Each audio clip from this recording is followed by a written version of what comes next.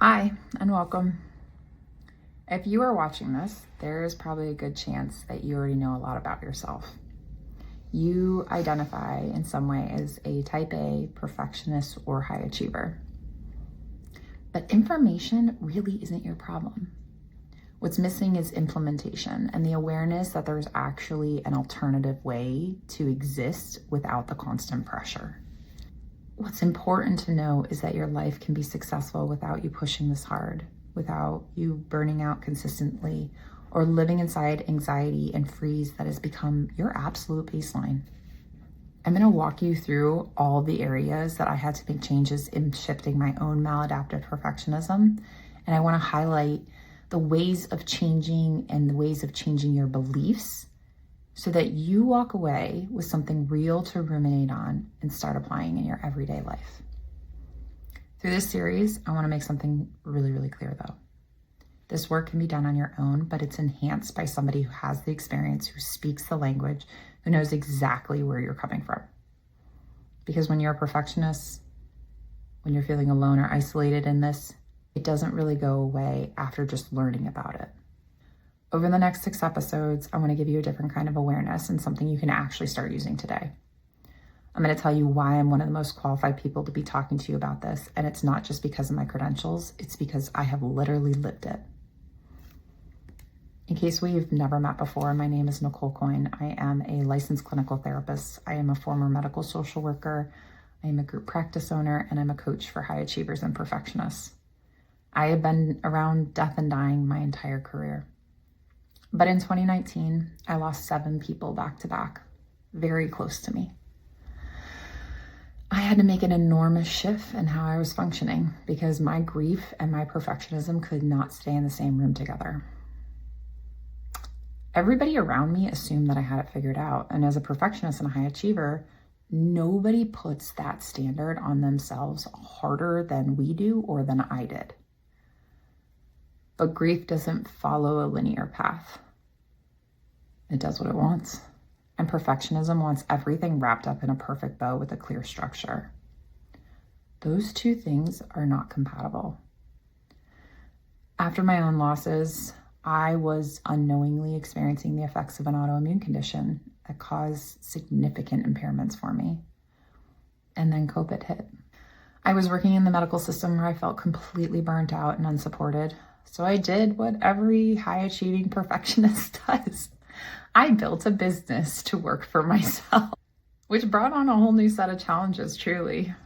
You go through identity shifts when starting a business. I had new questions about who I was serving, what I was doing, all while supporting clients. And I started working part-time for hospice during the pandemic. I felt like there was no way to get it right. At the time, I couldn't even get a diagnosis for what was happening in my own body, and I was doing all of it alone because that's what we do. We are too dependent on ourselves to ask for help. But I'm here to tell you that that is not the prerequisite for getting better.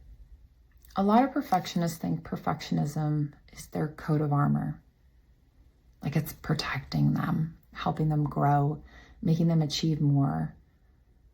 And the reality is, most of the time, it's spinning you out, exhausting you, burning you out, making you even sick. The old way of thinking about this is, I need to push harder, try more, find the right tool, find a book, find the person that's got it all figured out, find the right framework. But here's what I want you to hear. This isn't a thinking problem. There's no map, no guide, no cognitive tool that's going to get you out of this on its own. It is a nervous system problem. And most of you have been living in this cycle for so long that it's the only script you've ever heard. It's not because there's something wrong with your personality. It's not because you have a major mental health diagnosis. It's not a character flaw. It's not a weakness. It's what happens when the pattern gets reinforced long enough that your nervous system doesn't know that there's an alternative option. This series and these videos are going to show you that there is. Throughout the next 5 episodes, I'm going to walk you through all the areas of change that I had to undergo. and everything that lives under the umbrella of perfectionism. Imposter syndrome, high functioning anxiety, perfectionism paralysis, functional freeze, the inner critic. We're going to talk about each one. And we're going to talk about the beliefs that come with them. If you've ever heard some of these terms before or they resonate with you, this series is going to help you understand how these patterns are impacting you on a day in and day out basis, and the shifts that you can start making to your beliefs that will begin to change your behavior. What I want to show you is how I bridge therapist level insight with coach level implementation in a way that feels practical, but also deeply personalized. I built this methodology as if I were building it for myself, and it's the same parts that I used. What I've been able to prove over the last 6 years is how effectively it works with people in completely different fields, with completely different situations. So let's go through it. What are the 3 phases that we do in the work together? The first is about regulating and connecting. Before we change anything, we build a foundation. This includes nervous system safety, honest self-awareness, and an understanding of what's actually driving the patterns. And it can't be just what it looks like from the outside. It has to be what it feels like. We slow down to see what's underneath all of it. Because sometimes it is reinforced by trauma, and other times it's something your personality developed as a way of compensating and of seeking and finding and attaining worth. From there, we're going to move into practical interruption and implementation. I want you to learn how to catch a thought spiral before it even takes over, how to quiet the inner critic in real time. I hold you very accountable to this. You set both internal and external boundaries that we actually maintain. You learn how to follow through without depending on motivation and willpower. You learn how to work with your system and not against it. Because trust me, I've done both. The last phase of the work together is called integration. We make sure that this doesn't just live in the time that you and I spend together, or even in the time that you're watching this series. It becomes a repeatable way of moving through your life. Every week, one of my clients comes to me and said, I heard your voice in my mind again. And that's the work. You're not going to walk away thinking, oh, Nichole would suggest this. You're going to walk away with a different way of thinking that is now yours. But before we get into all of it, I want you to take a moment. I want you to sit with a question. Where are you living in the gap right now? Where do you already know exactly what you need to do differently, but still find yourself doing the same thing anyway?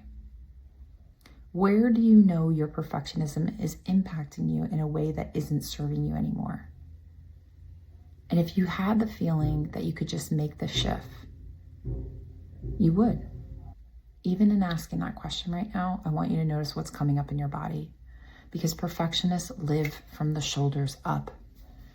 There's hasn't been a lot of connection between your brain and your body, and that disconnect is part of what perpetuates the physical symptoms, the chronic pain, the illnesses, the exhaustion that just doesn't go away with sleep. But that is information, and it's exactly the information we need to start paying attention to, because it's telling your system what isn't working. This is where the work begins.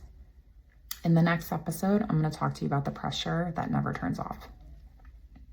I really want you to understand how high functioning anxiety exists and its relationship to the inner critic. Because I wish someone had taught me, and I wish we'd even taught our children this, how to separate myself from that voice. To really understand what I was doing and why. Thanks for being here. I'll see you in the next episode.